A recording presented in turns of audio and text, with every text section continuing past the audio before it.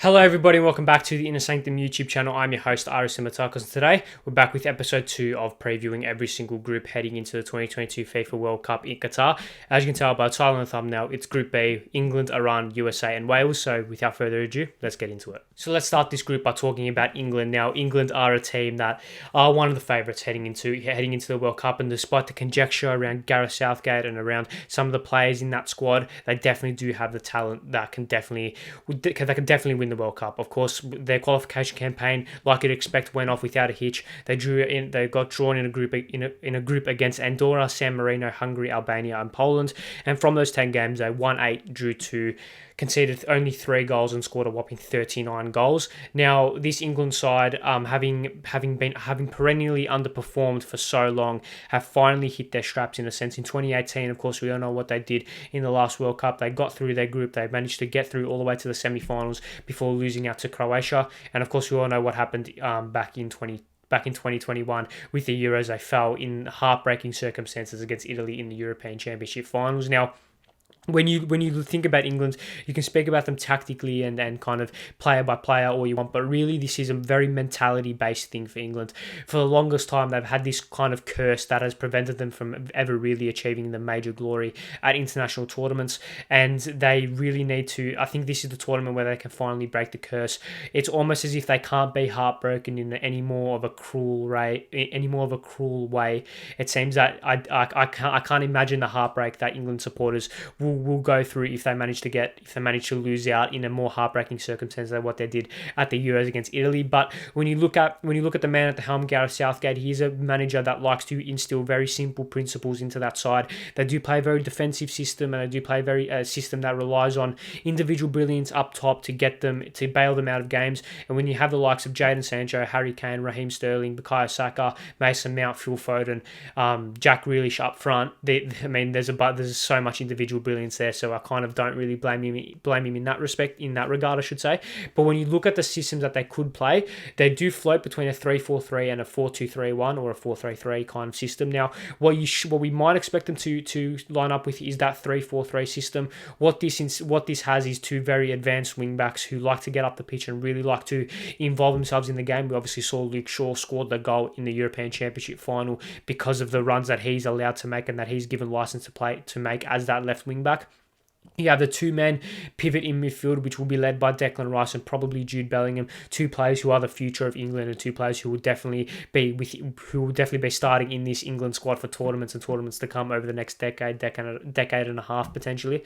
And then up front, like I said, it does rely a little bit on individual brilliance. You have Harry Kane leading the line with Raheem Sterling, Bukayo Saka, Phil Foden, Mason Mount. These guys, even Jared Bowen, if he makes a squad, these players are packed with talent, packed with individual brilliance, and can definitely turn a game on its head within an instant. We obviously saw what Jack Grealish was able to do when he came off the bench against Germany in the round 16 in the Euros. So that's just one example of just how much depth England have in these attacking areas that can really just change a game in an instant. Now, what you have with England is a team that, while there's been a lot of conjecture around Gareth Southgate and whether or not he's the man to lead them to that ultimate World Cup glory, they are heading into a little bit of a golden generation that has already surpassed what their previous golden generation was able to do back in the mid-2000s. So it'll be interesting to see whether or not Gareth Southgate can lead this group and can lead this team to the ultimate glory. They will have a better chance than they won't get a better chance than doing it than this World Cup. All their players are in their prime. You have Harry Kane, who is hitting his prime. He's about just under the age of 30 and can really, really show just how good he is. Obviously, he won the Golden Boot at the World Cup last time and will be looking to do the same this time around. England should get out of this group out of canter and should go to at least the semi-finals, and it wouldn't be a shock to me if they were able to go all the way, but it's that mentality thing. Will the Three Lions get heartbroken in a more cruel way than what they did last time out? Well, I guess we'll just have to wait and see. Let's move on to the second team in Group B, and that will be the USA. Now, when we look at the USA, they are in a pretty much completely different scenario to what we just spoken about with England. This USA team, despite not having a lot of real expectations on this young and exciting squad, they do have a little bit of a burden to overcome and to kind of put into the shadow what was a horrendous 2018 World Cup qualification campaign. Obviously, they weren't able to qualify that time around, and it was a very humiliating day for football in the USA. However, However, this young side, while they'll be looking towards 2026 and their home tournament, it will be a tournament where they should be able to plant the seeds of just how good they are, cause a few shocks, show just how good they are, and once they mature as a squad and get things together, once they get things together and really make sure all of this is built and get all the puzzle pieces together, then they can really explode on the scene in 2026. However, this young squad has an extremely young core, and they should be able to qualify from this group. Now, when we look at how they could potentially line up, you can have a further in-depth breakdown of their system when we look at the three dark horses for the World Cup video that is already up on the Inner Sanctum YouTube channel. That is a more in-depth look at what this USA team could offer. But it's a simple 4-3-3 system that relies on very simple principles. You have the likes of Tyler Adams, Walker Zimmerman, and Christian Pulisic, three players in obviously the defensive third, midfield third, and offensive third, who will be leading, who'll be the main leaders for the USA. Obviously, you have this side which has been built around academies in the MLS, and that have then kind of gone on to teams in Europe and gone on to teams outside of America, which is fantastic for them. However, they are a team which plays they're a team that plays in a very similar way to how you would expect them to play. The USA aren't a team that notoriously likes to maintain possession, likes to play patient football. They like to play high-tempo, aggressive, assertive football that gets their best players in the best positions as quickly as possible. Because they don't have the ultimate talent like England and like other sides do, they need to get the best out of what they've got, and this is a system that kind of gets the best out of like Christian Pulisic, Timothy Weah, Ricardo Pepi, these guys up front who will be looking to score the goals, who will be looking to really do the damage for them at the World Cup.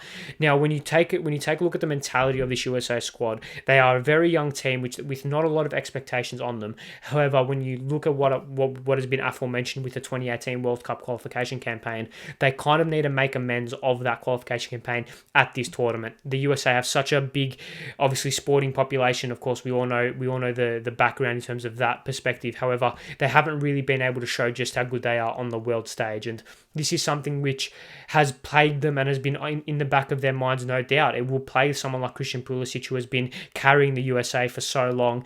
They need to show just how good they are on the world stage, and I think this is the tournament where they might not be able to explode on the world stage and really make a splash. However, they should be able to plant the seeds.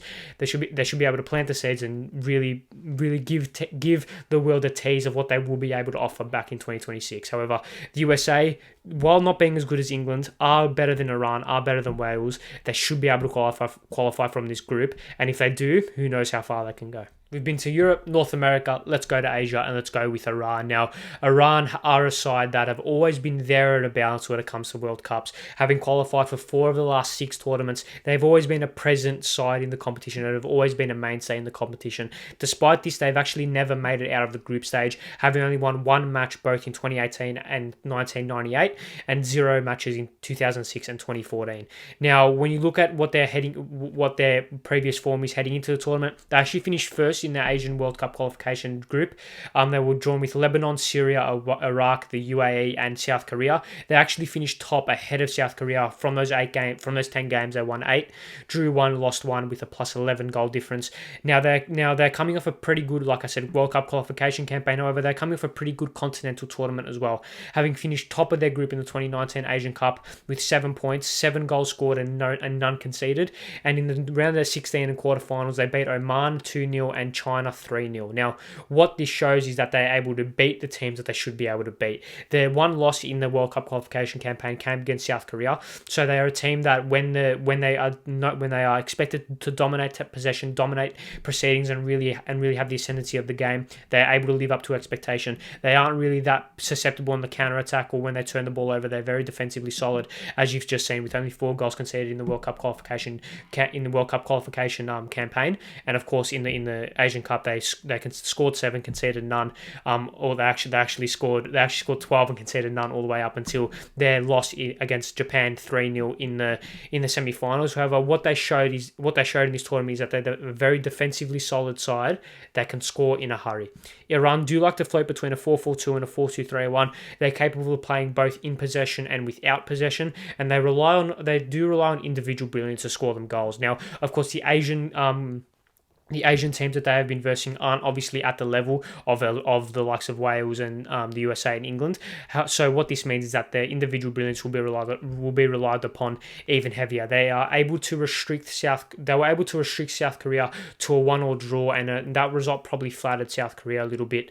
They probably should have won that game around. So this goes to show that they are able to be very defensively solid and restrict teams, and they're definitely not a pushover by any means. The likes of England and the USA, two teams who like to dominate possession, should be very wary of Iran, especially on the counter-attack. With the likes of Mahid Taremi and Ali Razi Jahanjbek, both players who Iran will be looking towards to score them goals, especially on the counter-attack, especially at pace and very quickly.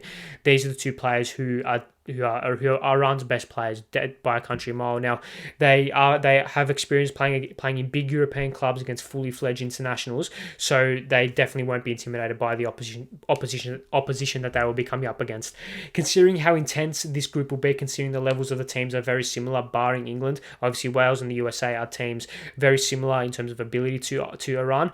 If they're able to get a result against England, potentially even a point, or if they can even upset them and get them 3 points, that'll be even better. However, if they can get a result against England, then they'll give them the world of confidence they'll give them a world of confidence to getting out of that group, because they should be able to get at least a result against one of Wales or the USA. If they can get 3 points, they can definitely make it out of the group. And despite being the most unknown quantity of this group, it definitely wouldn't surprise me if Iran shocked the world and got out of Group B. We've done a lap around the world. We've gone to Europe, to North America, to Asia, back to Europe with Wales. And Wales have been a side that has been defined by one player for a decade, and that is Gareth Bale. Now, despite his old age and his immaculate maturity, he's still Wales' best player by a country mile and will be his swan song, considering it'll be his last World Cup, you'd think. Now, we look at their World Cup qualification campaign. They got drawn in a group with Belgium, Czech Republic, Estonia, and Belarus. They actually finished second in this group, which saw them advance to the playoffs, where they versed Austria in a one-leg semi-final where Gareth Bale scored both goals, and then of course in the final, or in the other game which they were to play once they beat Austria, they beat Ukraine 1-0 with another goal from Gareth Bale. Now, this heavy reliance on Gareth Bale is something which we've seen for years and years and years. It's something that hasn't been a shock to many people, and they are coming off a pretty decent European Championship campaign, which wasn't really defined by Gareth Bale, which is surprising. They qualified from their group with 4 points before eventually losing out to the eventual semi-finalist Denmark in the round of 16. Now, this will be the country's first World Cup since 1958, as they look to take their unbelievable form in the recent European Championship campaigns. Of course, we all know what they did in 2016, getting all the way to the semi-finals, and obviously the round of 16 4 years later. They'll be looking to translate this form from their continental tournaments into the world's biggest tournament, and looking to cause a little bit of a shock in Group B. Now, their old guard that has been mentioned is the real kind of leadership of this group. Of course, Gareth Bale and Aaron Ramsey, two talismen that will lead the rest of this young Welsh squad through and kind of nurture them to being fully fledged internationals.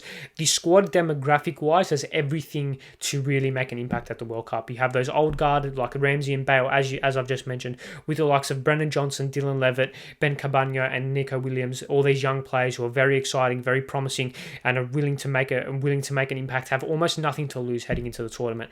They'll deploy a 3-at-the-back system that relies heavily on direct ball movement that gets the ball to Gareth Bale very quickly and in transition. They'll be heavily relying on the likes of Kiefer Moore up front to act as that physical presence to get the likes of Bale and Ramsey and Nico Williams out wide into the game, because the lack of ability for them to actually hold possession and create in build-up play. They'll be looking to create through transition, and Kiefer Moore will be the man that will be able to supply the likes of Bale and Ramsey and Williams these very good opportunities.